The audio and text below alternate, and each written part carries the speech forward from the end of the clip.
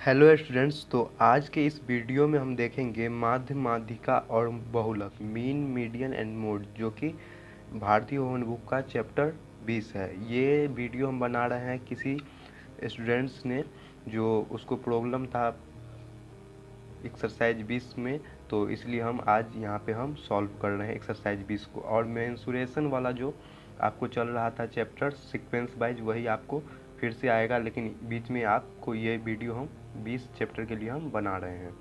तो स्टार्ट करते हैं। यहाँ पे अति लघुत्तरीय है। यहाँ पे फर्स्ट क्वेश्चन देख लीजिए, जो बोल रहा है रिक्त स्थानों की पूर्ति करें।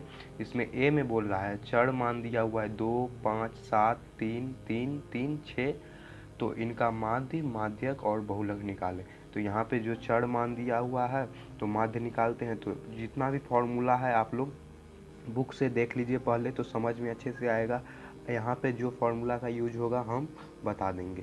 तो देखिए यहाँ पे हम लिखेंगे पहले माध्य बराबर, पहले बोल रहा है माध्य निकालने, तो माध्य में क्या होता है फॉर्मूला, क्या होता है आंकड़ों का योग बटे आंकड़ों की संख्या। तो यहाँ पे हम लिख लेते हैं आंकड़ों का योग इंटू डिवाइडेड बाय क्या होगा आंकड़ों की संख्या, जो कि इंग्लिश में इसको हम बोलते हैं sum of observation divided by the number of observation. आंकड़ों की क्या होगा संख्या इक्वल टू क्या होगा, यहाँ पे इसको फॉर्मूला में लिखते हैं सिग्मा एक्स बाय एन के फॉर्म में। तो आपको शॉर्ट में लिखना हो तो ये लिख लीजिएगा, अगर आपको कहीं मतलब इस टाइप का हो तो इस टाइप से लिख लीजिएगा। तो क्या है यहाँ पे जो दिया हुआ है चर मान, उसको क्या करते हैं हम जोड़ लेते हैं पहले। तो लिखेंगे 2 + 5 + 7 + 3 + 3 + 3 + 6 डिवाइडेड बाई कितना है, जितना भी मेरे पास यहाँ पे संख्या हो गया उसको हम जोड़ लेंगे। तो 1, 2, 3, 4, 5, 6, 7, 7 है तो डिवाइडेड बाई 7 कर देंगे। तो इसको आप अगर जोड़िएगा तो कितना आएगा, 7 3 10, 10 7 17, 17 और 9 इधर है और 3 मतलब 29, 29/7, 29/7 जब इसको कीजिएगा डिवीजन तो ये कितना आएगा 4.1। 4.1 क्या आ गया, यहाँ पे माध्य आ गया, माध्य निकल गया। अब इसमें क्या निकालना है हमको, माध्यक निकालना है। तो माध्यक निकालने के लिए क्या करना पड़ता है, जो इसको सजाना पड़ता है इस क्रम में, मतलब आरोही क्रम में या बढ़ते क्रम में। तो यहाँ पे हम इसको सजाते हैं। तो लिखेंगे हम यहाँ पे आरोही क्रम में सजाने पर, आरोही क्रम में सजाने पर। यहाँ पे लिख सकते हैं आप बढ़ते बढ़ते क्रम में भी। तो यहाँ पे लिख देंगे हम इक्वल टू, देखिए सबसे कम कौन है इसमें 2 है, उसके बाद 3 है, 3 कितना बार है 3 बार है तो 3 लिख देंगे। और उसके बाद क्या आता है 5 है, उसके बाद 6 है, उसके बाद 7 है। तो यहाँ पे हमको क्या देखना है कि यहाँ पे हम सजा दिए इसको। अब देखना है कितना नंबर, टोटल नंबर कितना है 7 है। n = 7 लिख लेंगे। जो आंकड़ों की जो संख्या है वो कितना है 7 है। यहाँ से जोड़ लीजिए 1 2 3 4 5 6 7, 7 है। 7 क्या होता है, 7 जो होता है वो विषम संख्या होता है, 7 विषम संख्या होता है। तो यहाँ पे विषम संख्या और सम संख्या के लिए फॉर्मूला आएगा। तो यहाँ पे विषम आ रहा है तो विषम के लिए क्या फॉर्मूला होता है, n+1/2 होता है फॉर्मूला।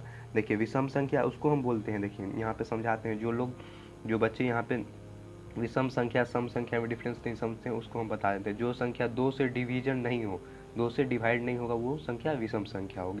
तो ये क्या है विषम संख्या। विषम संख्या के लिए फॉर्मूला माध्य का क्या होता है n+1/2। तो यहाँ पे लिख देंगे n कितना है 7 है, 7 + 1/2 मतलब 8/2 इक्वल टू क्या आ जाएगा, यहाँ पे काटेंगे तो 4 आ गया आपका क्या माध्यक आ गया। अब क्या बोल रहा है बहुलक निकालने, तो लिख देंगे यहाँ पे बहुलक। थर्ड में क्या बोल रहा है बहुलक निकालने। तो बहुलक का फॉर्मूला क्या होता है, जो सबसे ज़्यादा बार आए, सबसे ज़्यादा टाइम्स जो आएगा उसमें। तो देखिए सबसे ज़्यादा टाइम्स इसमें क्या आ रहा है 3 आ रहा है, 3 है इसमें 3 बार और कोई नहीं है तो क्या हो जाएगा बहुलक इक्वल टू 3 हो जाएगा। तो यहाँ पे जो आंसर है उसको आप यहाँ पे खाली स्थान में भर दीजिए। तो माध्यक आया है मेरा 4.1, तो यहाँ पे लिख देंगे 4.1। माध्य कितना यहाँ पे माध्यक है आपको 4, तो लिख देंगे 4। और बहुलक कितना आया है 3 आया है। तो यही हो गया आपका आंसर। नहीं तो आपको अगर एक सीक्वेंस में बना रहे हैं तो यहाँ पे लिख दीजिए माध्य इक्वल टू 4.1, माध्यक इक्वल टू 4 और बहुलक इक्वल टू क्या हो जाएगा, बहुलक इक्वल टू 3। तो ये हो गया आपका आंसर क्वेश्चन नंबर फर्स्ट का। नेक्स्ट देखते हैं अब फर्स्ट का बी है जो क्वेश्चन नंबर फर्स्ट का बी में दिया हुआ है, प्रथम 7 प्राकृतिक संख्याओं का माध्य, माध्यक एवं बहुलक निकाल। तो पहले हम लिखेंगे यहाँ पे जो प्रथम जो होता है प्राकृतिक संख्या होता है वो हम लिख लेते हैं। प्राकृतिक संख्या क्या होता है, जो 1 से लेकर स्टार्ट होता है और अनंत तक जाता है। तो लिखेंगे प्रथम 7 प्राकृतिक संख्या। क्या होता है प्रथम 7 प्राकृतिक संख्या, तो ये होता है 1, देखिए ये होता है 1, 2, 3, 4, 5, 6, 7। ये है आपका प्राकृतिक संख्या, ये आपको पता होगा बेसिक से। अब क्या हम माध्य निकालते हैं इसका, तो माध्य बराबर क्या होता है, माध्य equal to formula sigma x by n, मतलब टोटल जितना है उसका हम क्या करेंगे, जोड़ बट्टे जो कुल संख्या है वो हो जाएगा। तो इसको अगर आप जोड़ते हैं तो कितना आता है, इसको जोड़िएगा तो आएगा 1 + 2 + 3 + 4 + 5 + 6 + 7 बाय कितना है टोटल 7। तो जब इसको हम जोड़ते हैं तो इसका कितना आता है, 28 आता है यहाँ पे, 28 बट्टे 7। यहाँ से जब काटिएगा तो कितना आएगा, 7 चौक 28, मतलब क्या आएगा 4 आ गया इसका माध्य, माध्य निकल गया। अब क्या निकालना है मेरा यहाँ पे, माध्यक निकालना है। तो माध्यक निकालने के लिए हम क्या करेंगे, जो यहाँ पे माध्यक निकालेंगे, माध्यक क्या है टोटल कितना, 1, 2, 3, 4, 5, 6, 7 है। 7 क्या है, नंबर ऑफ टर्म पूरा कितना है 7 है, n = 7। तो 7 क्या है, विषम संख्या है, विषम संख्या है। और ये क्या है, आरोही क्रम में लिखा ही हुआ है। तो विषम संख्या के लिए हम कौन सा फॉर्मूला यूज करते हैं, n + 1/2, मतलब 7 + 1/2 इक्वल टू क्या आ जाएगा 8/2। इसको काटेंगे तो 4 आएगा, मतलब क्या आया 4 आ गया आपका यहाँ पे माध्यक, माध्यक आ गया 4। अब क्या निकालना है यहाँ पे, बहुलक निकालना है। तो बहुलक के लिए देख लीजिए यहाँ पे सबसे ज़्यादा बार कौन सा आता है, तो सब एक बार आया है और एक सीक्वेंस में है। तो बहुलक क्या होगा, अपरिभाषित होगा, अपरिभाषित होगा। तो माध्यक के जगह हम क्या लिख देंगे, माध्यक के जगह लिख देंगे मेरा 4 आया है, माध्य भी 4 आया है, और जो बहुलक है वो क्या है, अपरिभाषित है, अपरिभाषित है। तो फर्स्ट का बी में यही बोला था निकालने, तो खाली स्थान में हम सारा भर दिए आपका यहाँ पे बताए हैं। तो नेक्स्ट क्वेश्चन नंबर फर्स्ट का सी में देखेंगे, दिया हुआ यदि चर मान 2, 3, 4 बारंबारताएं क्रमशः 2, 3, 4 हो तो इनका माध्य, माध्यक एवं बहुलक निकालने। तो देखिए मेरा क्या दिया हुआ है, यहाँ पे चर मान दिया हुआ है, तो लिख लेंगे चर मान इक्वल टू कितना दिया हुआ है 2, 3, 4, और यहाँ पे जो बारंबारता दिया हुआ है इसका, बारंबारता वो भी दिया हुआ है 2, 3, 4। ये दोनों डाटा है मेरे पास क्वेश्चन से। अब इससे हम क्या निकालते हैं, माध्य निकालते हैं। तो माध्य इक्वल टू क्या होता है फॉर्मूला, बारंबारता, बारंबारता गुने क्या कर देंगे, बारंबारता गुने चर मान करेंगे, चर मान, और क्या करेंगे इसका बारंबारता गुने चर मान बट्टा कुल बारंबारता, कुल बारंबारता का योग होता है ना। तो इसका फॉर्मूला जब अगर आप लिख लीजिएगा मैथमेटिकली तो क्या होता है, sigma F x by sigma F, ये मैथमेटिकली फॉर्मूला होता है इसका। तो अब हम इसका निकालते हैं तो क्या लिखेंगे 2 गुने 2, देखिए बारंबारता 2 है, चर मान 2 है, इसको मल्टीप्लाई करेंगे 2 से, फिर लिखेंगे 3 गुने 3, 4 है तो लिखेंगे 4 गुने 4। अब नीचे क्या लिख देंगे, इसका सबका जो बारंबारता का योग है वो कर देंगे 2 + 3 + 4, इसको ऐसे कर लीजिए। फिर क्या होगा 2 दूना 4, 3 तिया 9, 4 चौका 16 बट्टे, इसको जब जोड़ेंगे तो क्या आएगा 9 आएगा। इसको जब हम जोड़ते हैं तो 16 4 20 9 29, 29 बट्टे 9, 29/9। इसको जब आप काटिएगा तो कितना आएगा 3.2, 3.2 आ गया मेरा इसका माध्य। तो माध्य के जगह आप लिख दीजिएगा 3.2। अब क्या निकालना है, मेरा माध्यक निकालना है। तो माध्यक निकालने के लिए क्या निकालना पड़ेगा, यहाँ पे जो है यहाँ पे चर मान और बारंबारता है दोनों का हम वो बना लेते हैं।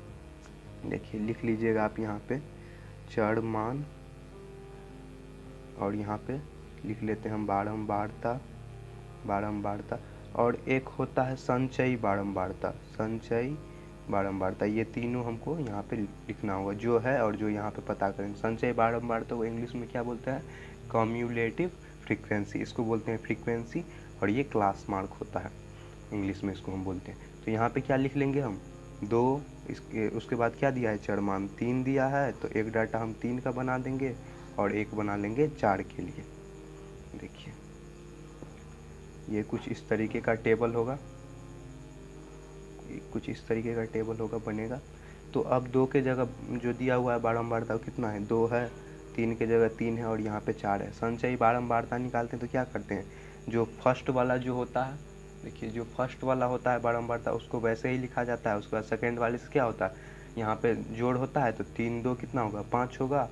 फिर क्या करना है हमको, फिर इसमें भरने के लिए क्या होगा, 3 2 5 4 क्या होगा, 9 होगा, इस तीनों का योग होगा तो क्या आ जाएगा, 9 आ गया मेरा संचयी बारंबारता। तो अब हमको क्या करना है, 9 आ गया यहाँ पे संचयी बारंबारता, तो यहाँ पे n का वैल्यू क्या होगा, n इक्वल टू 9 आएगा। ये हम लिखे हैं यहाँ से संचयी बारंबारता का n इक्वल टू 9। जब इस तीनों को आप जोड़िएगा तो उसका वैल्यू 9 के बराबर आएगा, क्योंकि यहाँ से हम लाए हैं।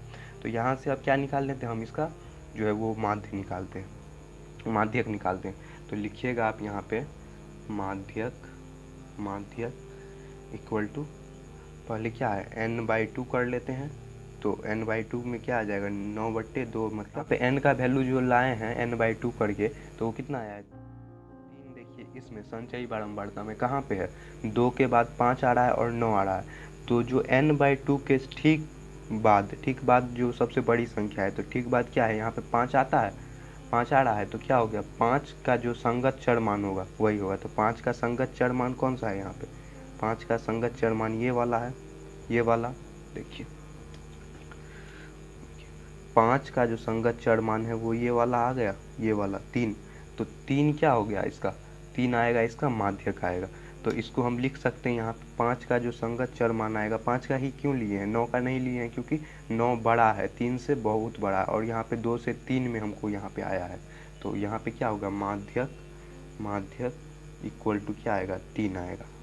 तो अब क्या निकालते हैं यहाँ पे, बहुलक निकाल। देखिए यहाँ पे देखिए इस सीक्वेंस में सर्वाधिक बारंबारता, इसमें सबसे ज़्यादा बारंबारता किसका है, सबसे ज़्यादा 4 वाला है, 4 है, जिसका चर मान कितना दिया हुआ है, 4 दिया हुआ है। तो बारंबारता 4 का जो चर मान है वो 4 दिया हुआ है, सबसे ज़्यादा यही है। तो क्या होगा, बहुलक क्या होगा, सबसे ज़्यादा जो सबसे बड़ा होता है वो होता है, और सबसे ज़्यादा टाइम्स आता है। तो 4 का क्या है, 4 है, तो बहुलक बराबर क्या हो जाएगा, बहुलक इक्वल टू 4 हो जाएगा। तो यहाँ पे माध्यक बराबर लिख देंगे आप 3 और बहुलक बराबर लिख देंगे 4। क्योंकि 4 इसलिए हो रहा है क्योंकि सबसे ज़्यादा टाइम्स जो है वो 4 है, सबसे ज़्यादा है इस बारंबारता के श्रेणी में, और इसका चर मान है 4, इसलिए क्या होगा, इसका वैल्यू 4 होगा। नेक्स्ट क्वेश्चन देखते हैं। क्वेश्चन नंबर फर्स्ट का जो है डी का पहला हम यहाँ पे सॉल्व करेंगे। दिया हुआ यदि x 3 4 5 का माध्य 3 है तो यहाँ पे x का वैल्यू ज्ञात करें। तो यहाँ पे मेरा माध्य दे ही दिया हुआ है, तो फॉर्मूला में हम लिखेंगे यहाँ पे, देखिए माध्य इक्वल टू क्या होता है formula, sigma x by n, मतलब टोटल नंबर ऑफ यहाँ पे जो होगा वो लिख जाएंगे। तो माध्य मेरा कितना दिया हुआ है, 3 दिया हुआ है, तो 3 इक्वल टू कितना हो जाएगा, x + 3 + 4 + 5 बटे टोटल कितना आ गया, यहाँ पे 4 है। जब इसको क्रॉस मल्टीप्लिकेशन कीजिएगा तो कितना आएगा, 4 तिया 12 इक्वल टू, जब इसको हम जोड़ेंगे तो x + 5 4 9 3 12 equal to x equal to क्या आ जाएगा 12, x इक्वल टू क्या आएगा 12 - 12 इक्वल टू x का वैल्यू क्या आ जाएगा 0 आ जाएगा। तो d का जो पहला है उसका आंसर क्या होगा, x इक्वल टू 0, यही x का वैल्यू यहाँ पे पता करना था। नेक्स्ट क्वेश्चन देखते हैं हम। d का दूसरा में दिया हुआ है यदि 2 3 x 5 आरोही क्रम में हो तो इनका माध्यक 3.5 है, तो x का वैल्यू निकालें। तो देखिए यहाँ पे आरोही क्रम में ये दिया हुआ है, तो यहाँ पे n का वैल्यू हम पहले देख लेंगे, n इक्वल टू क्या होगा, जो टोटल नंबर ऑफ जो यहाँ पे मान है 1 2 3 4 है, लिख लेंगे 4, n इक्वल टू 4 आया। 4 क्या होता है, 4 सम संख्या होता है, सम संख्या होता है, पदों की संख्या है, ये हिंदी में इसको बोलते हैं पदों की संख्या टोटल कितनी है। तो n इक्वल टू क्या है 4 है, सम संख्या है 4। तो यहाँ पे क्या होगा, माध्यक का जो फॉर्मूला होता है सम संख्या के लिए, माध्यक इक्वल टू क्या होता है n/2 वे, और क्या होता है n/2 + 1 के पदों का माध्य। यहाँ पे इस दोनों का जो क्या निकालेंगे, माध्य निकालेंगे। तो यहाँ पे मेरा इसका माध्य का जो वैल्यू है वो आ जाएगा। तो कितना है, 4 है आया मेरा n का वैल्यू, तो लिख देंगे 4/2 और क्या आया है 4/2 + 1। तो यहाँ से दोनों को काट लेते हैं, तो यहाँ से कटता है तो क्या आता है 2 आता है, यहाँ से काटेंगे तो 2, मतलब 2 और यहाँ पे 2 1 3, मतलब दूसरा और तीसरा नंबर पे जो पद होगा उसका हम क्या निकालेंगे, माध्यक निकालेंगे। ये कॉन्फर्म हो गया। तो दूसरा नंबर पे क्या है 3 है और तीसरा नंबर पे x है। तो यहाँ पे हम लिख लेंगे 3 + x और यहाँ पे टोटल क्या होगा 1 1 2 है, मतलब 3 + x/2 हम लिख सकते हैं। अब क्या होगा, अकॉर्डिंग टू क्वेश्चन हम लिख सकते हैं 3, यहाँ पे माध्यक मेरा दे दिया हुआ है 3.5, तो यहाँ से लिख सकते हैं 3.5 = 3 + x/2। यहाँ से जब इसको मल्टीप्लिकेशन कीजिएगा तो 3.5 रुपये, 3.5 रुपये क्या होता है 7 रुपया होता है। तो लिख दीजिएगा यहाँ पे 7 = 3 + x। अब यहाँ पे हम मेरा x का वैल्यू निकाल लेते हैं। तो x = क्या लिखेंगे 7 - 3 इक्वल टू क्या आ जाएगा, 7 में से 3 जाएगा तो x का वैल्यू आपका कितना आएगा 4 आएगा। तो 4 यहाँ पे क्या आ गया मेरा x का वैल्यू आ गया, यही बोला था निकालने। तो 4D का सेकेंड में क्या होगा, यहाँ पे 4 होगा इसका x का वैल्यू 4, यही बोला था निकालने। देखिए यहाँ तक प्रोसेस है सारा।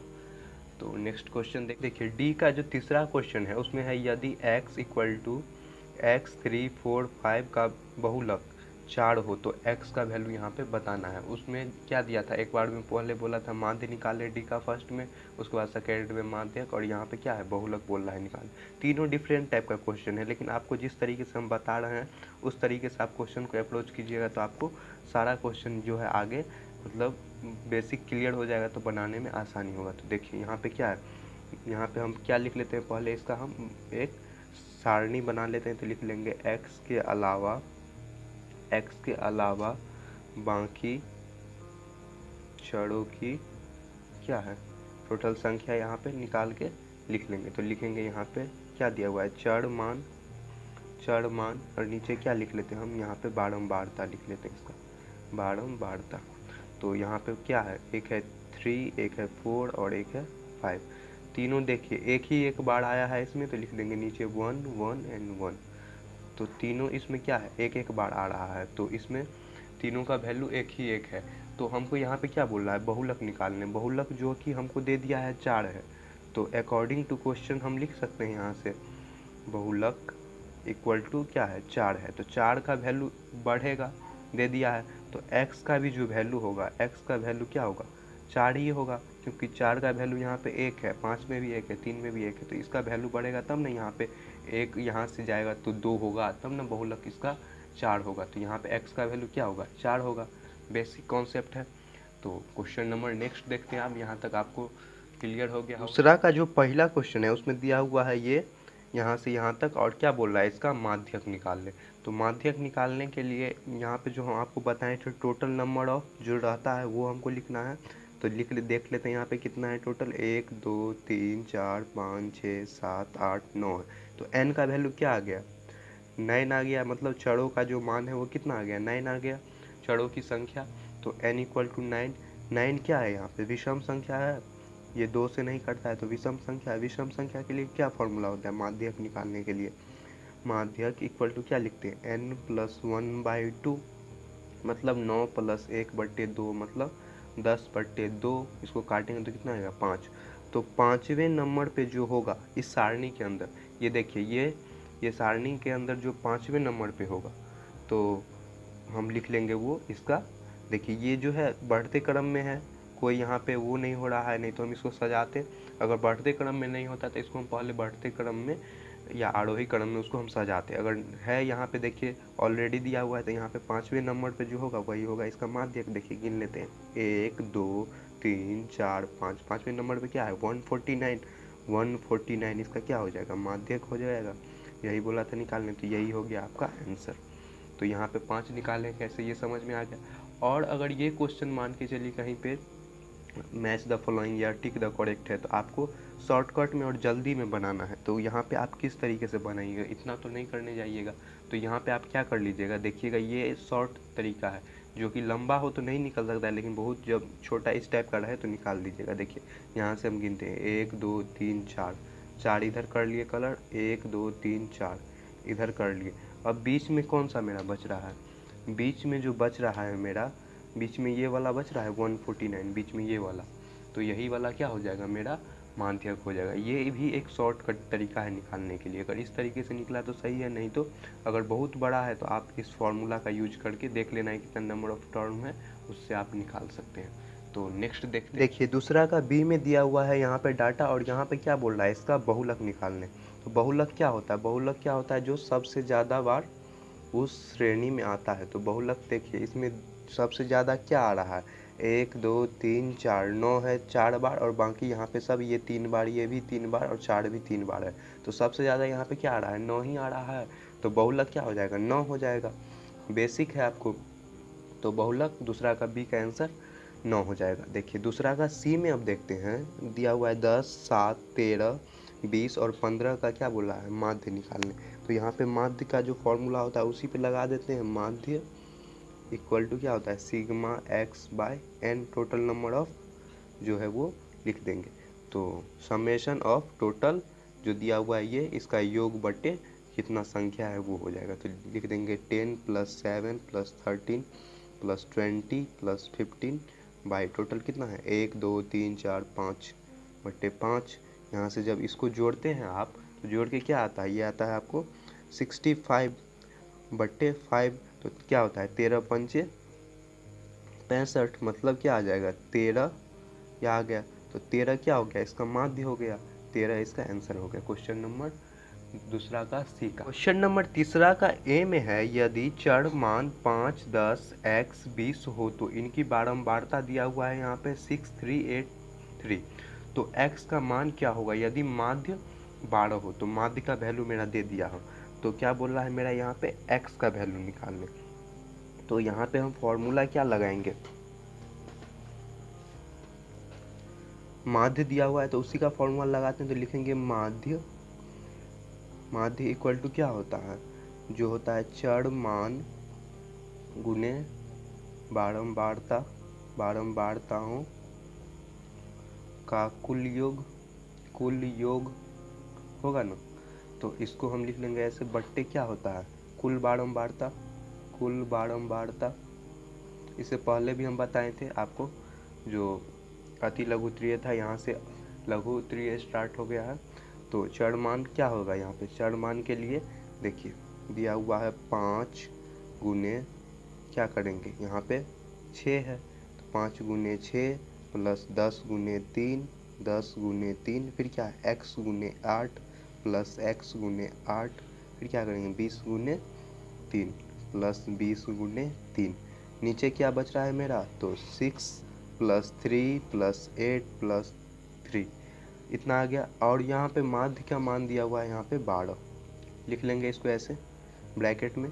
फिर क्या करेंगे यहाँ पे 12, 6 पंचे 30, 10 तिया 30, यहाँ पे क्या हो जाएगा x गुने 8 मतलब 8x प्लस 20 तिया 60। जब आप इसको नीचे से जोड़ते हैं तो 6 3 9, 8 18 3, यहाँ पे 6 3 9 8 17 3 20, 20 आ गया यहाँ पे नीचे। फिर यहाँ पे आप जोड़, इसको क्या करेंगे, जब इधर हो गया तो इसको हम यहाँ से क्रॉस मल्टीप्लिकेशन कर सकते हैं नीचे से। तो 12 दूनी 24 मतलब 240 आ गया इधर, और इसको जब जोड़िएगा तो ये आएगा आपको 120 + 8x। अब क्या करते हैं इसको, 240 - 120 = 8x, इसको यहाँ से आप हटाइएगा तो इसका वैल्यू क्या आएगा 120 = 8x। यहाँ पे x का वैल्यू ले आते हैं इधर, तो लिखेंगे x इक्वल टू क्या लिख सकते हैं 120/8, यहाँ से काटेंगे यहाँ से तो 15 8 120 मतलब x इक्वल टू 15 आएगा। यही बोला था निकालने आपका, इसमें x का वैल्यू क्या होगा, तो यही होगा आपका x equal to 15। Question number तीसरा का ए है। तीसरा का बी में है, यदि आरोही क्रम में सजाते हुए निम्नांकित आंकड़ों का माध्य 9 हो तो x का मान ज्ञात करें। यहाँ पे आंकड़ा दे दिया हुआ है इसका, तो क्या करेंगे हम यहाँ पे n का वैल्यू पहले निकालेंगे सबसे पहले, क्योंकि माध्यक निकालना है तो माध्यक के लिए हमको n का वैल्यू जरूरी होता है। तो लिखेंगे 1 2 3 4 5 6 7 8 है। तो यहाँ पे n इक्वल टू क्या हो जाएगा 8 हो जाएगा। देखिए यहाँ पे x प्लस 2 है, ये भी एक ही होगा। तो यहाँ पे क्या हो जाएगा n का वैल्यू मेरा 8 आया। 8 क्या होता है यहाँ पे सम संख्या होता है, 8 सम संख्या होता है। तो सम संख्या के लिए जो फॉर्मूला होता है माध्यक के लिए, लिखेंगे माध्यक इक्वल टू क्या होता है फॉर्मूला n/2 वे एवं क्या होता है n/2 + 1 के पदों का माध्य। इस दोनों के पद का हम माध्य निकालेंगे तो मेरा क्या निकल जाएगा, माध्यक निकल जाएगा यहाँ का। तो यहाँ पे लिखते हैं n/2 मतलब 8/2 एवं क्या है 8/2 + 1। तो यहाँ पे काटिएगा तो कितना आएगा 4, और इसको काटेंगे यहाँ से 4 मतलब 4 1 5। 4वां और 5वां नंबर पे जो होगा उस पदों को हम यहाँ पे माध्य निकालेंगे। तो चौथा 5वां नंबर पे क्या है 1 2 3 4 पे x है। उसके बाद क्या दिया हुआ है, इसको जोड़ेंगे x + 2 बट्टे कितना है 1 2 संख्या है यहाँ पे, दोनों का माध्य निकालेंगे मतलब 2 लिख देंगे यहाँ। अब हम देखेंगे यहाँ पे जो क्वेश्चन में दिया हुआ है माध्य का वैल्यू 9 दिया हुआ है। तो लिख सकते हैं यहाँ पे according to question 9 equal to x plus यहाँ पे x + 2 बट्टे 2। यहाँ से क्या हो जाएगा 2 से इधर कट जाएगा तो 1 आएगा। तो क्या लिख सकते हैं यहाँ पे 9 इक्वल टू क्या हो जाएगा x + 1 हो गया यहाँ पे। तो यहाँ से इधर जाएगा तो क्या होगा इसका, देखिए इसको इधर हम बनाते हैं, स्पेस नहीं है। तो x इक्वल टू लिख सकते हैं यहाँ पे 9 - 1 मतलब x इक्वल टू 8 आएगा। तो x का वैल्यू क्या आ गया यहाँ पे 8 आ गया। तीसरा का b में क्या आया है x का वैल्यू 8 आया, यही बोला था आपको बताने। नेक्स्ट देखते हैं, तीसरा का c में है x के किस मान के लिए निम्नांकित आंकड़ों का बहुलक 9 होगा। तो यहाँ पे x का मान दे दिया है। तो यहाँ पे हम क्या निकाल लेते, पहले इसका हम बारंबारता निकाल लेते। तो लिख लीजिएगा आप x के अलावा जो यहाँ पे होगा, पहले यहाँ पे आप बना लीजिए चर मान के लिए चर मान इस तरीके से, और यहाँ पे लिख लेते हैं हम बारंबारता में क्या होता है जो कितना बार आया है उस वैल्यू में। इस तरीके से आप बना लीजिएगा डाटा। तो यहाँ पे क्या लिख लेंगे, पहले आया है 3 लिख लीजिए यहाँ पे। फिर है यहाँ पे देखिए इसको पहले हम आरोही क्रम में सजा लेते हैं तो लिखने में हमको आसानी होगा। तो यहाँ पे देखिए इसको हम यहीं पे सजा लेते हैं। तो आरोही क्रम में सजाइएगा तो देखिए 3 4 5 दिया हुआ है। उसके बाद क्या है 7 है, उसके बाद 9 है, उसके बाद 11 है।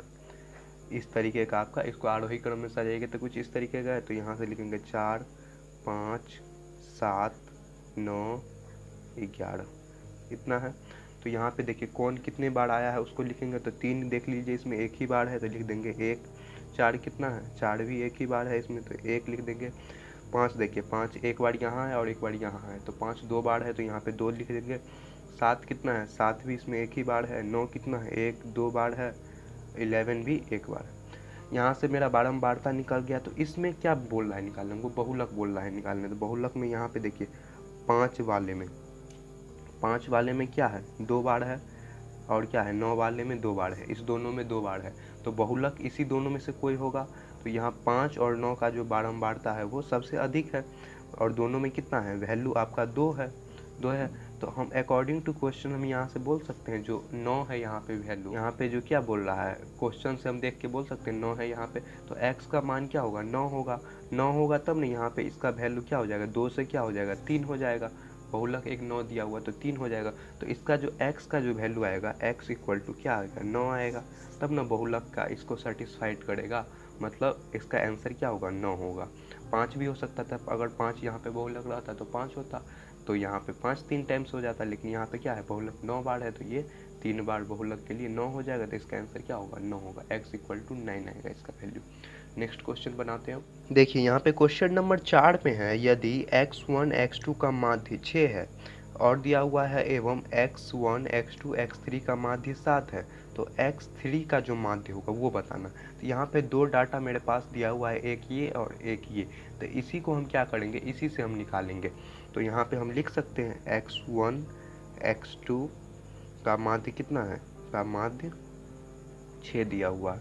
तो हम यहाँ पे लगाते हैं फॉर्मूला पे माध्य बराबर क्या होता है, जो टोटल नंबर ऑफ होता है उसको हम जोड़ते हैं बटे जितना होता है इसका संख्या उसको लिखते हैं। तो यहाँ पे लिख सकते हैं x1 + x2/2, क्योंकि 2 संख्या है एक और एक x2 है तो लिखेंगे 2, और अकॉर्डिंग टू क्वेश्चन यहाँ से माध्य मेरा 6 दिया हुआ तो लिखेंगे 6 equal to x1 plus x2 by 2 कर देंगे। यहाँ से जब इसको क्रॉस मल्टीप्लिकेशन कीजिएगा तो आप लिख सकते हैं x1 plus x2 equal to 6 दूना कितना होगा 12 होगा। x1 x2 का वैल्यू यहाँ से मेरा आ गया 12 आ गया। अब क्या करेंगे, फिर नेक्स्ट इक्वेशन को हम सॉल्व करते हैं। यहाँ पे तो क्या दिया हुआ यहाँ पे भी माध्य निकालते हैं, इस वाले के लिए निकालते हैं माध्य क्या होगा यहाँ पे x1 plus x2 plus x3 बट्टे क्या हो जाएगा यहाँ पे 3 आ जाएगा, 1 2 3 है तो लिख देंगे 3, और यहाँ पे जो माध्य है वो कितना है 7 है।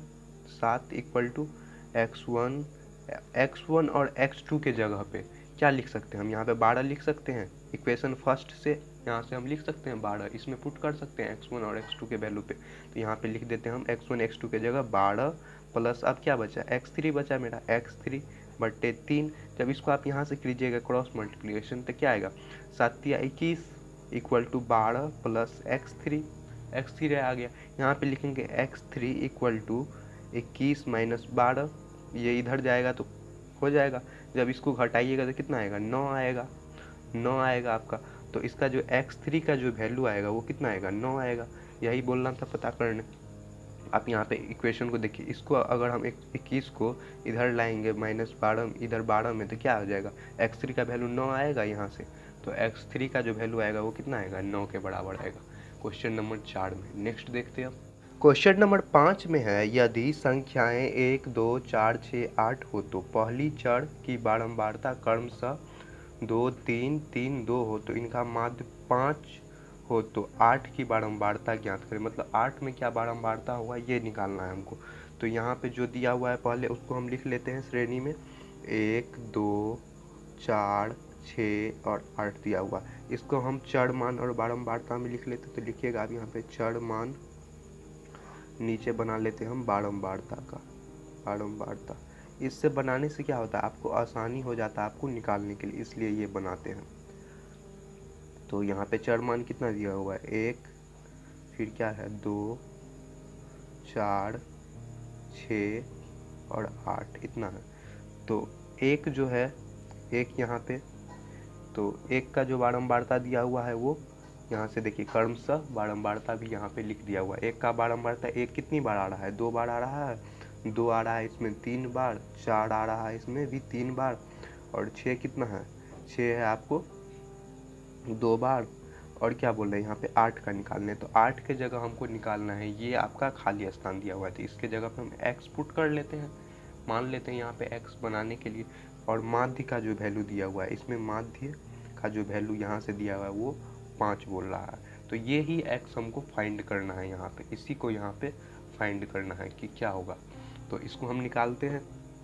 तो लिखिएगा माध्य इक्वल टू क्या होता है चर मानों का गुने बारंबारता का क्या होता है का कुल योग बट्टे क्या होता है कुल बारंबारता टोटल फ्रीक्वेंसी जो होगा उसका वो। और यहाँ पे जो माध्य दिया हुआ है वो कितना है मेरा 5 दिया हुआ है क्वेश्चन से। तो लिख सकते हैं according to question 5 equal to कितना है, यहाँ पे देखिए इसको मल्टीप्लिकेशन में ले आएंगे तो 1 गुने 2 प्लस 2 गुने 3, 4 गुने 3 प्लस 4 गुने 3, 6 गुने 2 प्लस 6 गुने 2, यहाँ पे क्या कर लेंगे 8 गुने x प्लस 8 गुने x। नीचे बारंबारता कितना है 2 3, तो लिख लेंगे 2 plus 3 plus 3 plus 2 plus x। ये आ गया मेरा यहाँ से। तो यहाँ पे लिख लेंगे 5, 2 1 2, 3 दूना कितना होता है 6 होता है, 4 तिया 12, 6 दूना 12 और 4 तिया 12 था यहाँ, 6 दूना 12 और यहाँ पे क्या होगा 8x हो जाएगा, 8 गुने x। यहाँ पे जोड़ेंगे तो 3 2 5, 5 5 10, 10 प्लस x ये आ गया। इसको अब क्या करेंगे हम यहाँ से इधर ले चलते हैं इसको, तो क्रॉस मल्टीप्लिकेशन कीजिएगा तो 10 बच्चे क्या होता है 50 प्लस 5x इक्वल टू यहाँ पे अब कितना आ रहा है, इसको जब जोड़ते हैं तो कितना आता है 6 2 8 और 12 12 24, मतलब क्या आ जाएगा 32 प्लस 8x। अब क्या करेंगे x वाले को एक साइड ले आते हैं और बिना x वाले को एक साइड, मतलब 50 minus 32 equal to 8x minus 5x। यहाँ से जब आप इसको घटाइएगा 50 में से 32 को तो कितना आता है, 18 आता है। 18 इक्वल टू 8x में से 5x को घटाएंगे तो कितना आएगा, ये आएगा आपको 3x के बराबर। यहाँ पे क्या आएगा, x इक्वल टू आएगा 18/3। इसको काटिएगा तो कितना आता है, 6 3 का 18, 6 आता है। तो यहाँ पे क्या हुआ, मेरा x का जो वैल्यू आया है वो कितना आया है, 6 के बराबर आया है। देखिए इस इक्वेशन के बाद यहाँ इसको ले गए हैं, तो x का वैल्यू की जगह यहाँ पे आप लिख दीजिएगा 6। तो यही हो गया आपका क्वेश्चन नंबर 5 का आंसर। तो आज के इस वीडियो में क्वेश्चन नंबर 5 तक सॉल्व किए हैं। नेक्स्ट वीडियो में हम बताएंगे क्वेश्चन नंबर 6 से। तो यहाँ तक बेसिक था, इसलिए कुछ कुछ चीज़ों को हम सारे स्टूडेंट को एक समान समझते हुए यहाँ पे हम बताए हैं कि कोई स्टूडेंट अगर नया भी इस चैप्टर को पहली बार भी पढ़ रहा है तो उसको अच्छे से समझ में आएगा। So thanks for watching this video.